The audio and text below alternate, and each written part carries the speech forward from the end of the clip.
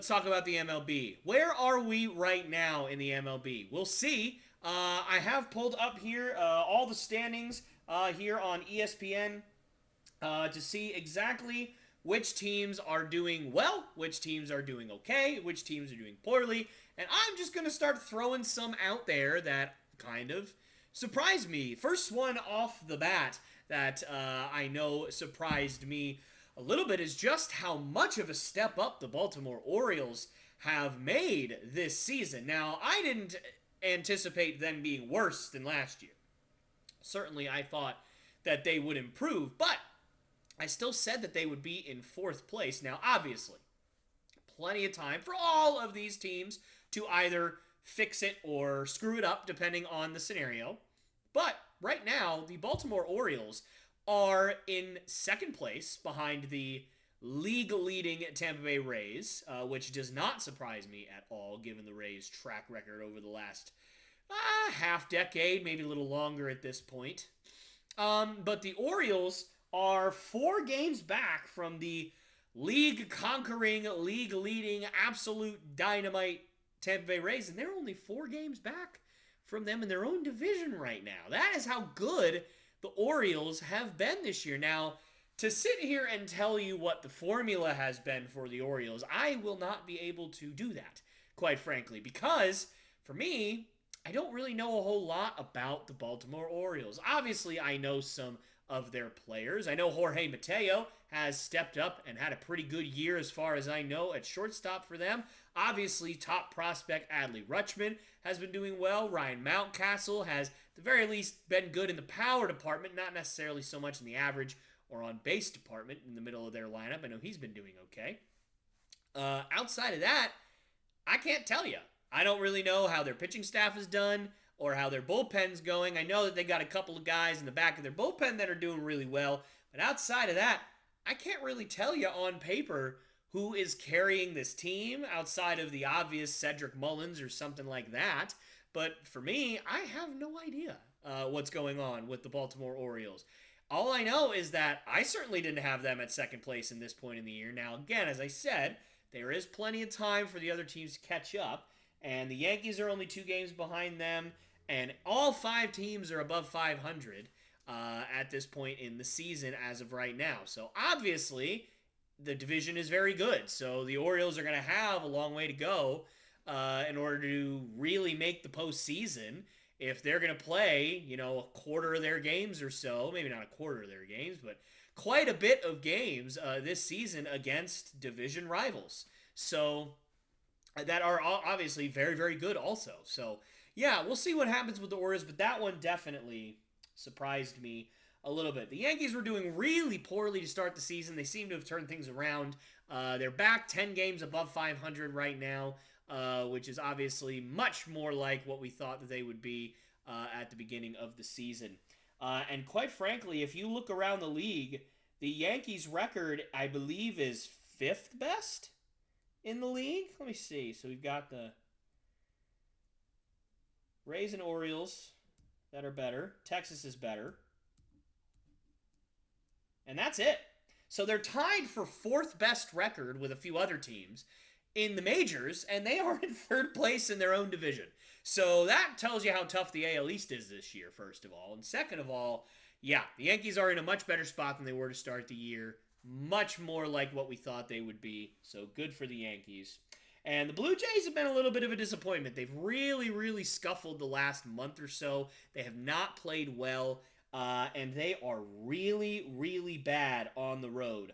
They are, right now, the Red Sox are 13 and 14 on the road, but outside of that, they are the only team in the division that is below 500 on the road. They have the worst record in the AL East on the road as of right now. Now, they played, almost 10 more games on the road at this point than they have at home.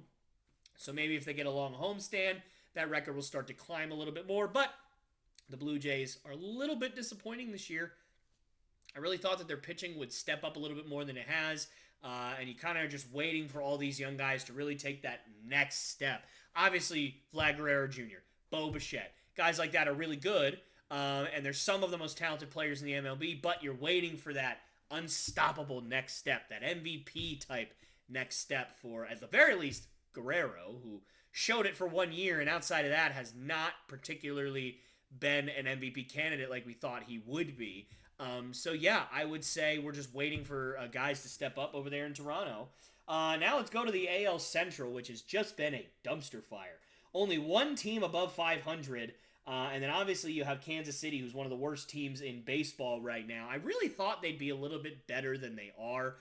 They just really haven't gotten anything going. Nobody on their team really has been even marginally above average outside of Vinny Pasquantino or somebody like that. And they I know they signed Jordan Lyles to just eat innings for them, and I don't think he's won a game for them this year. I think he's 0-6 or 0-7, or heck, it might even be worse than that at this point. I don't know. I've lost track. But the point is, just not good over there in Kansas City. Doesn't necessarily completely surprise me that they're the worst team in that division, but it does surprise me how much worse they are than everybody else in their division.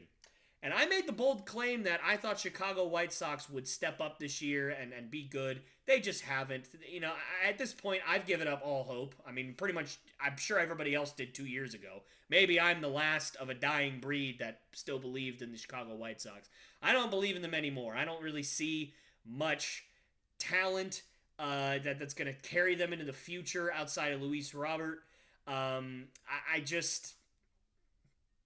I don't know. Eloy Jimenez is really fun, and he's good when he plays, but he's just hurt all the time. Even this year, he missed time to open the season, and then he had his appendix explode or had an emergency appendectomy, whatever it was, that he missed, a good handful of games. And it's just one of those things where, you don't know if he's ever going to even be able to develop into one of the best power hitters in baseball like we thought he might when he was 3-4 years ago when he was first coming up, because he just isn't on the field enough to develop into that. Now, we saw what happened with Aaron Judge. It could happen. And not to say that Eloy Jimenez and Aaron Judge are the same. They're not even close. But the point is, you never know what he can develop into at this point. I'm just not sure it's going to be somebody that you can really build a franchise around like they were hoping. Tim Anderson's good, but he can't do it really by himself. And plus, I think he's 30 years old at this point. So, how much more are you going to be willing to count on him to help rebuild a franchise? He's pretty much in the same spot that Trey Turner has been in and Xander's been in, where now they're hitting 30 years old, and it might be time to move on to other pastures there for Tim Anderson. But we'll see. Pitching staff just hasn't been all that great. Lucas Giolito's having a better year, but not a Cy Young candidate for sure like we thought he was and like he used to be a couple of years ago. Lance Lynn hasn't been very good. He's a fastball pitcher whose fastball gets hit very hard most of the time. So, yeah, it's just not really going well there. Dylan Cease has not been, to my knowledge, has not been all that great this season. I am going to check on that because certainly... it might just be something that I'm not hearing about. Yeah, no, he's doing really bad. That's what I thought. Okay. So, yeah, instincts were right there. He's got about a 5 ERA right now, and we thought that he was going to be an MVP candidate. Not an MVP candidate, but I know that some people have gone to the podcast and said Dylan Cease might win Cy Young this year. I really thought that was possibly the case, and he just is not shown up at all this year. He's really done poorly. I'm just looking at his last, this season from April 10th till May 28th, which was his last start. He's only gone above 6 innings once, and it was 6 1/3. So you're talking about a guy that last year was really eating up a lot of innings, and this year it just has not gone well. 5 innings, 6, 4, 4, 5, 5. Had a little bit of a better stretch in May, but still not great. He's given up 3 or more runs in all but 2 of his starts. So it just has not been good for Dylan Cease this year. But anyways, yeah, the White Sox at this point, I think I was pretty much the last one to have any hope for them, and I don't have any anymore. So, and then Minnesota, they're leading a pretty poor division. So good for Minnesota. I don't really have a lot to say about that. I mean, I don't even know if they're really all that good or if they've just played a lot of bad teams because their division's really bad this year, and so their record's a little inflated. And then, I really thought Cleveland was going to be up there. They're in third place right now. Their team's not very good.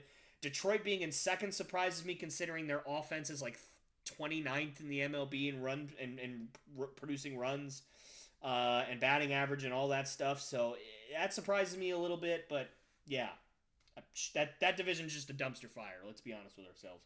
And then the West, I got to give credit where credit is due. I did not think the Texas Rangers were going to take a huge step up this year. I thought that they were still a year or two away from really being a playoff contender, and they have proved me very wrong. And listen, I'm wrong often. I like to think I'm right sometimes, obviously, but I'm wrong almost as often, if not more often. And that's just a part of sports. You do your research, you look at analytics, you look at things on paper, you try to make the best assumptions you can, and the Texas Rangers was one that I just didn't see how it would work in terms of, like, yeah, you paid all these guys a whole bunch of money, but you can't have just a top-heavy roster and then nothing underneath it. But, hey, listen, a lot of guys have stepped up. Josh Jung, at least right now, unless there's somebody in the AL that I'm just completely blanking on, like, I know Grayson Rodriguez is doing good for the Orioles, but, I mean, Josh Jung's got to be, at the very least, top 2 for Rookie of the Year, if not number 1 right now. He's absolutely just tearing the cover off the ball. He's played fantastic. And obviously you got guys like Adolis Garcia that have stepped up. Their pitching staff has done really well this year. Their bullpen's been a little iffy to start the year, but they've obviously gotten a little bit better as the year's gone along. So, yeah, I mean, the Texas Rangers, good for them. They are leading the division right now. The Astros are on their tail. That doesn't surprise anybody, probably.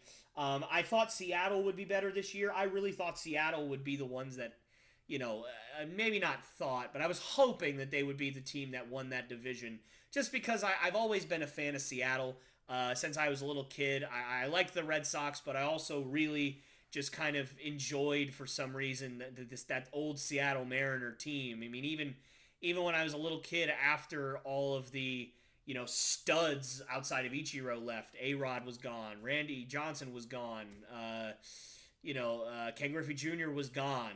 From 2001 through a few years, I just liked watching Ichiro Suzuki and obviously learning about Edgar Martinez and how great he was just a few years prior, because by the time I figured out who he was already kind of dealing with eye problems, and he wasn't really seeing the ball that well. He was past his prime. He was in his late 30s by that point. So, yeah, I didn't see him in his prime until later on when I'd go back and watch stuff. But I just like the Mariners. I was hoping that they'd be a little better than they were this year. They're okay.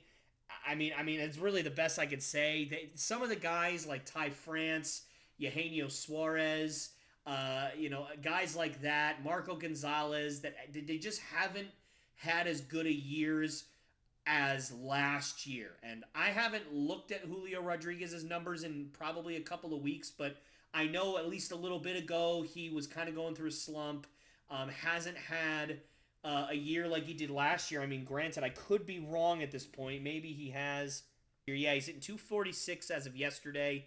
Not horrible, but I will say he's done much better as of late. So, yeah, he had a... Yeah, like I said, I haven't looked in a couple of weeks, and on May 23rd, he had a 217 batting average on the season. Now, batting average isn't everything, obviously, but when you're the number one guy, you'd like your batting average to not be 217 on your team. I mean, I don't think that's an unreasonable thing to ask. Even though, again, like I said, batting average isn't everything, but, again, 217 batting average is not even average. Like, it's not like he's hitting... I mean, he is hitting 245, but when I last looked, like I said, that's not good at all, that batting average. Even if you are getting on base in other ways, like Juan Soto was hitting around that a few weeks ago, but his on base percentage was like 380, but nobody cared. They just said Juan Soto's hitting really poorly, which he was, because even though he was getting on base, you're still not hitting the ball well. So, but he has climbed up a little bit since then, which is good to see. That's always really, really nice. He had a really, really good stretch where from May 24th to May 31st, he had multi-hit games in all but one game. He had 2 hits, 2 hits, 2 hits, 2 hits, 2 hits, 2 hits, and then 0 hits, and then 2 hits. So that got his batting average up to looking a little bit more presentable for when I had to look at it. But back when I looked at it last, obviously not very good. So clearly, he hasn't really had a year like he did last year. Pitchers are figuring him out a little bit more, which happens to young players. You come up, you have a really good year. Pitchers then are able to do their homework a little bit on you because they know you a little bit more, and they're able to kind of pinpoint a few weak spots in your swing or in your stance or in your approach that you're going to have to adjust to at that point. So certainly no cause for concern for Julio Rodriguez. He just hasn't had as good a year. That's the point. Is there's several guys in that lineup and in that rotation and even in the bullpen that have not had as good a years as they had last year, and therefore slight underperformance, I would say, by the Seattle Mariners up to this point. The Angels are where they always are. Slightly above or slightly below 500. They're just average, as they will always be forever and ever. Amen. And then we've got the NL East. So I picked the Phillies to win this division, and right now they are in 4th. So trust me, I am looking pretty dumb right now. As I said, I get things wrong pretty often. But yeah, I didn't see that coming. I did not see that team who really did a lot of spending money in the offseason. I mean, they really went for it. They said, we just went to the World Series. We're winning it this year. Gosh darn it, that's how I feel. And we're spending, hundreds and hundreds of millions of dollars to shore up our rotation, to get more help in the lineup, such as Trey Turner, and get help in our bullpen, and it just hasn't worked. They are horrendous on the road.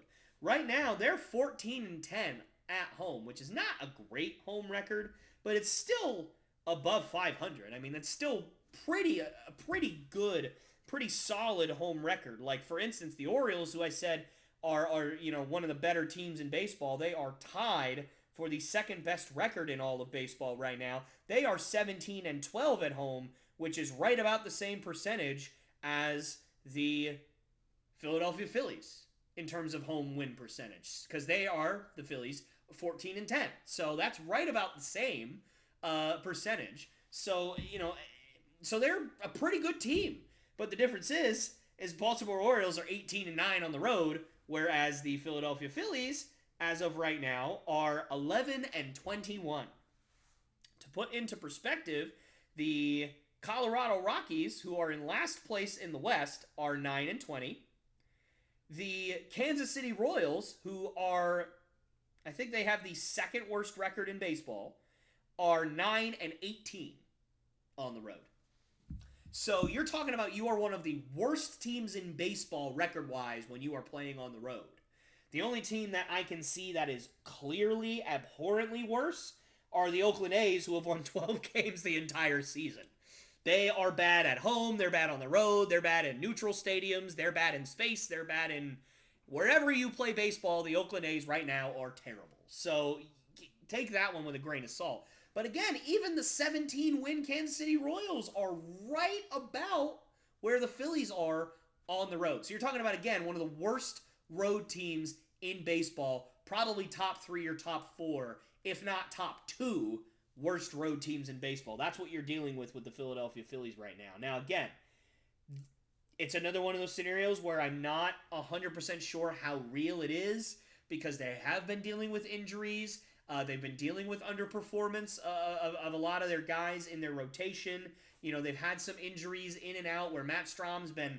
I mean, Matt Strom this year has just been...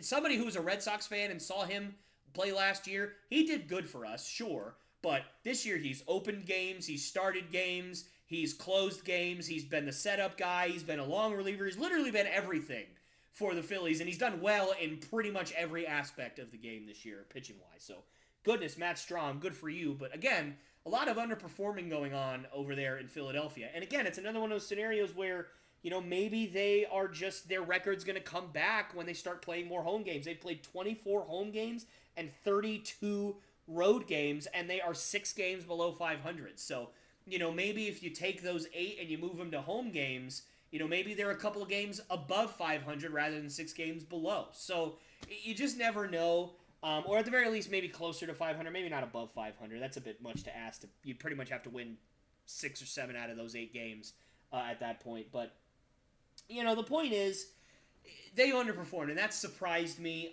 I'm not at all surprised to see how good the Braves have been. They really are bad at home, which is weird because I've been to that stadium. It is always a fun atmosphere. That might just be a weird illusion type thing where they're not really that bad at home and the numbers will even out at some point. But yeah, they're 18-9 on the road and 15-14, barely 500 at home. So very strange for the Braves. But they're in first place. That doesn't surprise me. That division, I kind of looked at it as maybe they're going to be like the AL East where all the teams are way above 500, and that's just a little weird to ask of any other division. And so I guess it's maybe about right where, if they're playing each other and all those teams in that division are really good. Even the Marlins are above 500 right now, which I don't know if anybody expected that. I certainly didn't. I expected them to be either firmly in fourth or maybe even in fifth, depending on how much those young guys for the Nationals are going to step up. But the point is, every team outside of the Nationals are pretty darn good. And even the Nationals have won 24 games. It's not, atrociously bad. That if you're in the Central, that puts you in, 1 game or 2 games behind second place if you won 24 games in that division. If you are in the West, that puts you above the Oakland Athletics. And, it's not great. Obviously, in just about every other division, it's going to put you in last, but by a game, maybe 2. So it's not like it's horrible. The Red Sox are in last place, but they're above 500. So, again, 24 games isn't great, but it's not horrible. So pretty much every team in that division is going to be competitive, game to game. Not necessarily in terms of winning the division, but game to game, they're going to be competitive. And so it's very interesting to see all the records kind of jumbled in that one little area. I mean, the difference between first and fourth place in the division is 4.5 games. So now the Phillies right now are 8 games out of first, but if they had 29 wins, they would still be in fourth place. So it's one of those things where, yeah, they're in fourth place by more than 4.5 games at this point, but even if they won a few more games, they might still be in fourth place. Hope that makes sense. But the point is, I'm a little shocked that the Phillies are doing it poorly. I'm a little surprised that division isn't just overall better. But that's where I'm at with that. Not a whole lot of craziness going on outside of the Phillies. Because, again, you take the Phillies and you swap them with the Marlins, and that's pretty much where I thought the division would be. Now, I said the Phillies would win the division, and they are clearly not. But the point is that the Braves, the Mets, and the Phillies should all be in a league of their own, and then the other two are down 4 and 5. So you flip the Phillies and the Marlins, and that's exactly how it is. So not a crazy amount of surprises. The Central, wow, the NL Central. This has been a very strange season for the NL Central. So the Milwaukee Brewers are basically the Milwaukee Brewers they are every year. They kind of got a little worse in the offseason, but they did make some moves to try and get better. So they're going to hover around 500 like they have been over the last couple of years. I think everybody said that St. Louis was going to run away with this division, and they were the worst team in baseball at one point. I mean, they were so bad. They've been playing better as of late. They are pretty gosh darn awful on the road. They are one of only 4 teams. 1, 2, 3, 4. They're one of only 4 teams to not have double-digit wins on the road at this point in MLB. So, again, another one of their really bad road teams in baseball. They're just not great on the road. And they're in 4th place. Like, that's bananas to me. Now, clearly this is still anybody's division because they're only 4.5 games. There's only 4.5 games separating first and last. So, again, this has been a weird division. So the Cardinals still have plenty of time to figure it out and eventually win the division, which I think is still what's going to happen. But right now, they're really, really struggling. The Chicago Cubs, I thought they'd be a little worse than they are. They've been hovering around that 4th, 5th, 3rd place. in that division. I still don't think they're competing for the division at this point. I'd be surprised if they were even close to 500 by the end of the season. But Cody Bellinger has played pretty well this year, which has been really good to see. Justin Steele, from what I've seen, has been a lot better than he has been in the past. So it looks like you've got a guy that might solidify your rotation a little bit over there. Marcus Stroman's been pitching well for them. So it's been nice to see the Cubs kind of getting back to that rebuild, and awesome to see that rebuild is going well for them, because it seems like every time the last 10 or so years that the Cubs have put their mind to something, rebuilding, competing for a championship, whatever it has been, they've succeeded. So good for the Cubs. I hope it continues to work. And then the Pirates. I've always thought the Pirates would be one of the worst teams in baseball until Kingdom Come. But I'll tell you what, those young guys over there in Pittsburgh, they're stepping up. That rotation's getting better. That bullpen's getting better. That lineup's getting better. They're above 500 right now. And so I'm giving them a shout out and the respect that they deserve. The Pittsburgh Pirates, you have probably been the most surprising team for me this year. I genuinely thought that you would just have another Oakland Athletics season where you win 70 games and you lose 100 or you lose 92 or however many games that would be. The point is I thought you'd be pretty bad, and so far you haven't been. You haven't been great, but you don't have a great roster to be great yet. So congratulations, Pittsburgh. You guys have been doing great. And even Cincinnati's hanging around in third place right now. So, and I know that I think they might have just swept the Red Sox. I think so. That's no good. But hey, whatever. The Red Sox are booty anyway. So, moving on to the West. If you'd have told me the Arizona Diamondbacks would be in first place 60 games into the season, I'd have laughed and laughed and laughed. But here we are. My good buddy Levi is out there smiling someday. Or somewhere. I don't know why I said someday. I hope he smiles every day. Levi, I hope you're smiling today. I love you, buddy. But anyway, he's got to be smiling because, hey, the Arizona Diamondbacks are in first place, not just in any division, in the division with the Dodgers, the Giants, and the Padres, who are all pretty freaking good this year. The Giants are, out of the three, they're the worst, obviously, but the Dodgers are perennial contenders every year. And the Padres made a lot of moves this offseason to compete for a World Series. So, the Diamondbacks, with that young core, just being quiet down there in Arizona, rebuilding through the draft, small signings here and there, nothing flashy, developing your young guys, they've got a foundation to be very good for years to come. I didn't think that this season for the Diamondbacks would happen until next year. I thought next year would be the year where guys like Corbin Carroll, guys like Zach Gallen, Zach Gallen's been pretty good for a couple of years, so maybe not Zach Gallen, but the point is, and those other young pitchers, because I don't even think Drew Jameson, has he played this year? 3.05 ERA. Okay, so the last couple times he's pitched, he's come out of the bullpen. Not a whole lot of contribution from Mr. Jameson. But anyways, the point that I'm trying to make, guys, is I thought that the young guys would really take the big step up next year, which they still could take another one, obviously. But this year, Diamondbacks have played really, really well, and that's another one of the big surprises for me this offseason. And again, I have to say, the Padres. Boy, oh boy. I kind of feel bad for Padres fans at this point because, how many times have you been shown on paper that you're going to be one of the best teams in baseball and it just never seems to happen? You trade for Juan Soto, you sign all these pitchers, and it just never seems to work out. You sign Xander Bogaerts this offseason to really shore up that lineup, and it just continues to not work in San Diego. I hope they can turn things around. I know Max, in our last, our big fantasy draft video that hopefully you guys enjoyed. And if you have not seen that, check it out. It is so much fun. We had a great time. He said that he thought the Padres would win the World Series this year. And I didn't disagree. I thought that was a great pick. Now, I kind of had some contentions about it. Obviously, their lineup had to be better, and their rotation had to get healthier. But I didn't think it was a bad pick because I think it makes a lot of sense. But right now, it doesn't make any sense. I mean, they are just not good. They're below 500.